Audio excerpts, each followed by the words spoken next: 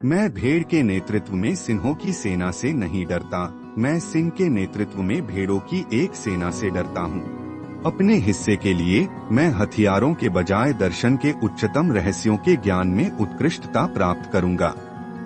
मैं जीने के लिए अपने पिता का ऋणी हूँ, लेकिन अच्छी तरह से जीने के लिए अपने शिक्षक का। हम अपनी तलवार से जो कुछ भी हासिल करते हैं वह निश्चित या स्थायी नहीं हो सकता है, लेकिन दया और संयम से प्राप्त प्रेम निश्चित और टिकाऊ होता है। मेरे शरीर को दफना दो और कोई स्मारक मत बनाओ। मेरे हाथ बाहर रखो ताकि लोगों को पता चले कि जिसने दुनिया जीती उसके हाथ में कुछ भी नहीं था जब वह मर गया। अंत में जब यह खत्म हो जाता है तो यह मायने रखता है कि आपने क्या किया है। विजय का अंत और उद्देश्य वही काम करने से बचना है जिस पर विजय प्राप्त की गई है। जब हम किसी को अपना समय देते हैं तो हम वास्तव में अपने जीवन का एक हिस्सा देते हैं जिसे हम कभी वापस नहीं लेंगे।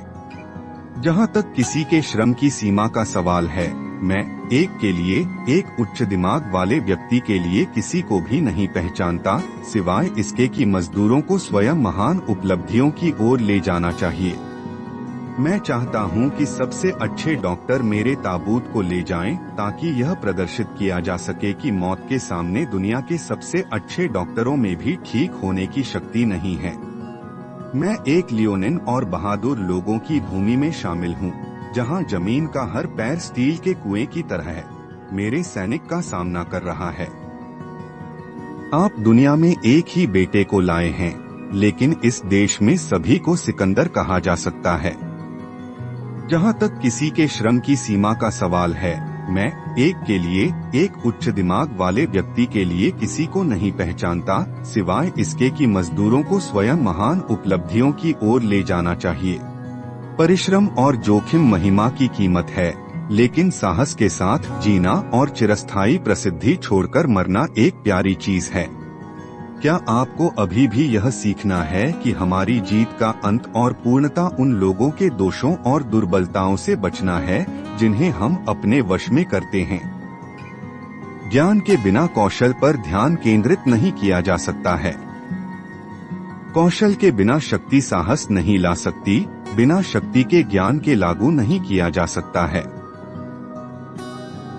मानव जाति की हर पीढ़ी का एक निरंतर युद्ध रहा है, भय के साथ युद्ध। वो जिनके पास साहस है उससे जीतने का, वो मुक्त हो गए, और जो भय के बंधन में पड़ गए वो तब तक पीड़ित रहे जब तक कि उनके पास भय को पराजित करने का साहस नहीं आया, या फिर जब तक मौत उन्हें नहीं ले जाती है।